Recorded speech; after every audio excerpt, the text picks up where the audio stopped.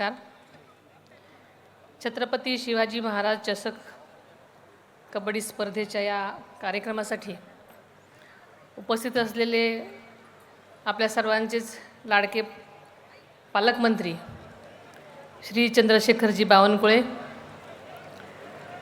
तसेच माझे सहकारी श्री संजय सावकारे, श्री पंकज भोयर, श्री आशिष देशमुख, श्री टेकचंद सावरकर, श्री सुबोध मोहिते, सौलीलाताई हातबेड, संकेतजी बावनकुळे, राजाभाऊ टाकसाळे, अनिल आहिरकर, राजीव पोद्दार, श्री अजय अगरवाल, आभाताई पांडे, प्रसन्नजी तिडके, हेमलताताई सावजी, श्रीकांत शिवणकर, जितेंद्रसिंग ठाकूर, रमेश फुले, तानाजी वनवे, तसेच विशाल खांडेकर, कुमारजी आशीर्वाद, आपल्या जिल्ह्याचे जिल्हाधिकारी, तसेच पल्लवी धात्रक, उपस्थित सर्व लोकप्रतिनिधी, क्रीडा संघटनांचे सर्व पदाधिकारी, पंच, स्वयंसेवक, संबंध वेगवेगळ्या ठिकाणाहून आलेले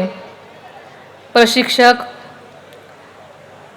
आणि तसेच या खेळाचा आस्वाद घेण्यासाठी आपण सर्वच क्रीडाप्रेमी,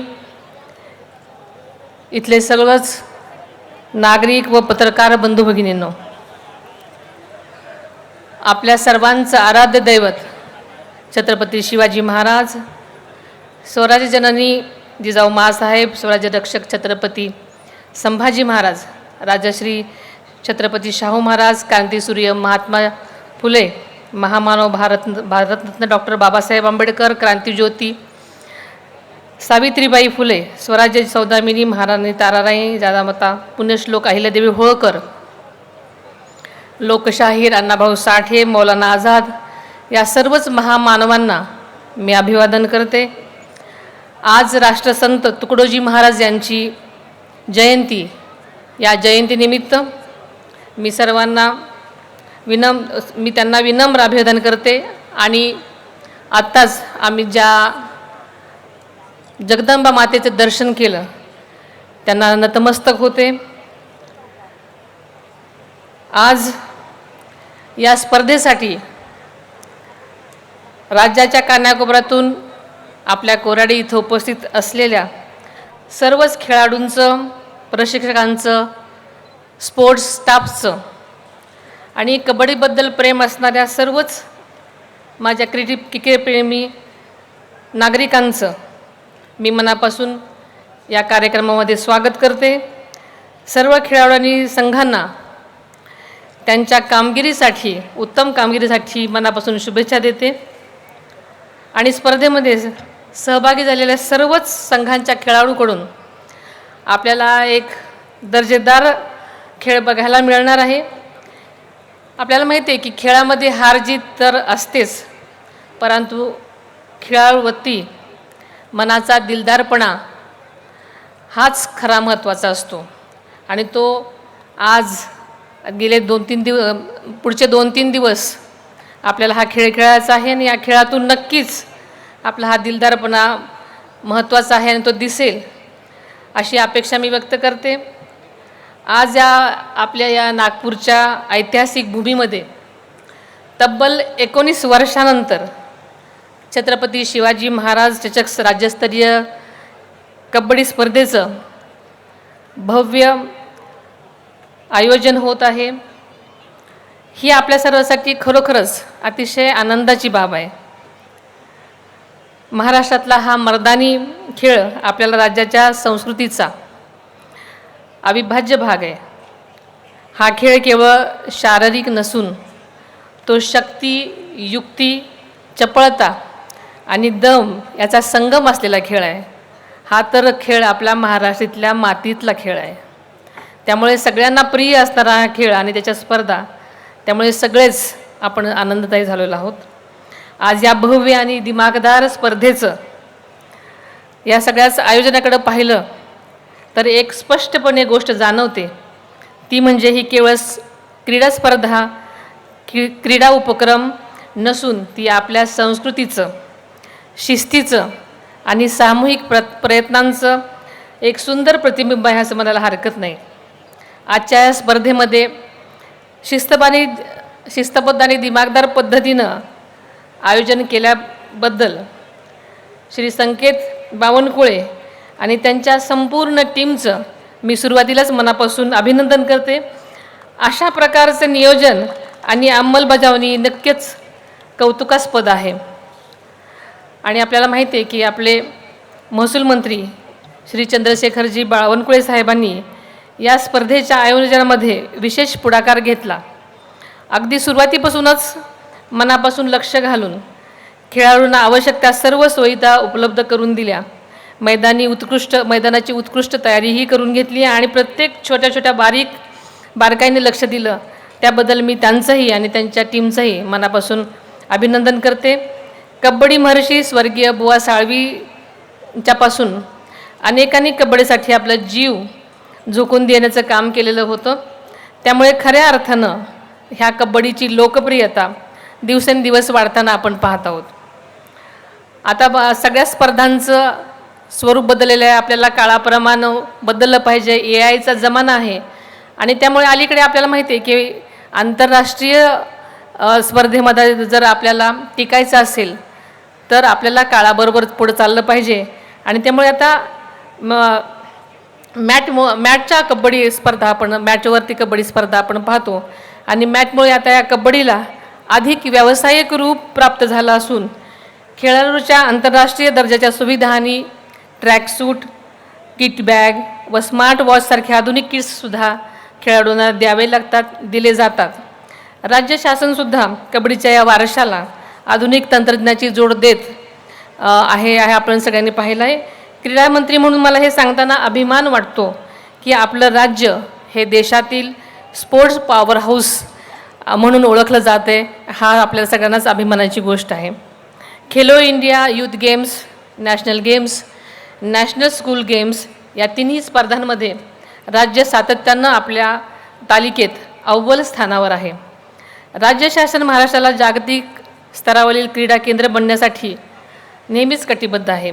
2036च्या ऑलिम्पिक मोहिमेसाठी आम्ही आत्तापासूनच स्ट्रॅटेजिक ब्लूप्रिंट तयार केली आहे आणि त्यासाठी आम्ही केवळ शहरातच नव्हे तर ग्रामीण भागातही खेळाडूंसाठी तालुका स्तरावरती 5 कोटी, तर ग्रामीण भागातील खेळाडूंसाठी किंवा जिल्हा स्तरावर 25 कोटी आणि विभागीय स्तरावरती 50 कोटींचं क्रीडा संकुल उभं करत आहोत.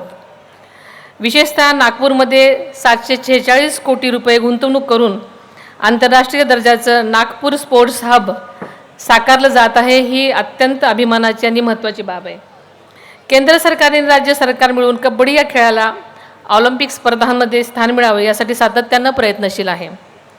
राज्यातल्या खेळाडूंनी आंतरराष्ट्रीय आणि राष्ट्रीय पातळीवर नेहमीच आपली छाप सोडावी असं आम्हाला सगळ्यांनाच वाटतं. आणि 1990 पासून आशियाई क्रीडा स्पर्धांमध्ये कबड्डीमध्ये सातत्याने पदके जिंकून भारताचा गौरव आपण नेहमीच वाढवलेला आहे.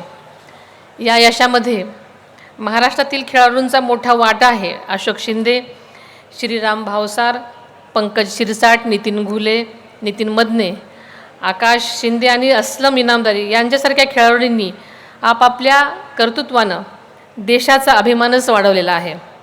आदरणीय पंतप्रधान नरेंद्र मोदीजी यांच्या धोरणांमुळं राष्ट्रीय स्तरावर तर माननीय देवेंद्रजी फडणवीस साहेब यांच्या नेतृत्वातील राज्यातील खेळाडूंना सक्षम व्यासपीठ आणि आर्थिक पाठबळ उपलब्ध होत आहे. अलीकडेच झालेल्या 73व्या राष्ट्रीय अजिंक्यपद स्पर्धामध्ये महाराष्ट्राने रौप्य पदक मिळवत आपली ताकद पुन्हा एकदा सिद्ध करून दाखवलेली आहे. यातूनच आदित्य शिंदे, अस्लम इनामदार आणि शिवम पाठारे यांची भारतीय संघाच्या शिबिरासाठी निवड झाली. ही आपल्या सर्वांसाठी अतिशय अभिमानाची बाब आहे. आदरणीय अजितदादांनी कबड्डीच्या विकासासाठी मोठे योगदान दिलेलं आहे. बारामती इथे आयोजित शिवशाही स्पर्धा जी गेल्या वर्षीच झाली होती, अहमदनगर इथं वरिष्ठ राष्ट्रीय अजिंक्यपद स्पर्धा, नॅशनल फेडरेशन कप आणि रायगड इथं झालेली वरिष्ठ राष्ट्रीय स्पर्धा, या सर्व उपक्रमामुळे कबड्डीला एक नवी दिशा मिळालेली आहे. या स्पर्धांमध्ये असणाऱ्या बक्षिसांची रक्कम त्यांनी लक्षणीयरित्या वाढवली होती. आदरणीय दादांनी कबड्डी या खेळाला मिळवून दिलेली प्रतिष्ठा आणि त्यांची निर्माण केलेली उज्ज्वल वारसा यापुढे आपल्याला सगळ्यांना मिळून पुढे चालवायचा आहे. खेळाडूंना केवळ मैदानावरील सुविधाच नाही तर मैदानाबाहेरील सुरक्षितता देणंही आमचं कर्तव्य आहे. म्हणूनच आम्ही गुणवंत खेळाडूंना 10वी आणि 12वीच्या परीक्षेत 25 वाढीव देण्याचा निर्णय घेतलेला आहे. राज्य सरकारी नोकऱ्यांमध्ये खेळाडूंसाठी 5% आरक्षणही ठेवण्यात आलेलं आहे. त्याचा डेटा सेव्ह करण्यासाठी आपण ब्लॉकचेन या तंत्रज्ञानाचा वापर करत आहोत. त्यांना थेट आर्थिक लाभ आणि विमा संरक्षण देणारी प्रणालीही आम्ही राबवत आहोत. या स्पर्धेत सहभागी होणाऱ्या 32 संघातील 448 खेळाडू आणि प्रशिक्षकांसाठी आम्ही ट्रॅकसूट, स्मार्टवॉच, किट बॅग आणि इतर साहित्यासह वेलकम किट दिलं आहे. या स्पर्धेतील विजेत्यांना सुमारे 20 रुपयांची रोख बक्षिसं तर मिळतीलच, पण त्यासोबतच रॉयल एनफील्ड बाईक, iPhone 17 आणि स्कूटर्स यासारखे मोठे आकर्षणही ठेवण्यात आलेले आहेत. शासनाच्या विविध योजनांच्या माध्यमातून आम्ही तुमची गुणवत्ता जोपासण्यासाठी कटिबद्ध आहोत. राज्यातील क्रीडा क्षेत्राच्या उन्नतीसाठी आम्ही नेहमीच आपल्या पाठीशी उभे राहू. भविष्यातही अशा स्पर्धांना अधिक प्रोत्साहन देण्यासाठी शासन नेहमीच प्रयत्नशील राहणार आहे. खेळांना आणि खेळाडूंना प्रोत्साहन देण्यासाठी आमच्या सरकारनं राज्याचं स्वतंत्र क्रीडा धोरण तयार केलेलं आहे आणि आता बदलत्या परिस्थितीनुसार नवीन क्रीडा धोरणही तयार केलं जाणार आहे. कबड्डी हा केवळ खेळ नाही तर तो आपल्या संस्कृतीचा एक अविभाज्य भाग आहे. चला आपण सर्वजण मिळून या खेळाला जागतिक स्तरावर नेण्यासाठी योगदान देऊयात. राष्ट्रीय आणि आंतरराष्ट्रीय पातळीवर देशाची या आपली खेळाची प्रतिष्ठा वाढण्याचं काम राज्य संघटनावर आहे आणि त्यासाठी त्यांनी विविध उपक्रम राबवले पाहिजेत. मी पुन्हा एकदा राज्यस्तरीय स्पर्धेत सहभागी झालेल्या सर्व संघांना आणि खेळाडूंना मनापासून शुभेच्छा देते. आणि आज या ठिकाणी छत्रपती शिवाजी महाराज चषक राज्यस्तरीय कबड्डी स्पर्धा 2026 या स्पर्धेचे आपल्या सर्वांच्या साक्षीनं उद्घाटन झालं आहे असं मी जाहीर करते. आपण या अत्यंत देखण्या कार्यक्रमासाठी मला इथे आज बोलवलं त्याबद्दल सर्व आयोजकांचं आणि खास करून श्री बावनकुळे साहेबांचं मी मनापासून त्यांना धन्यवाद देते आणि इथंच थांबते. धन्यवाद.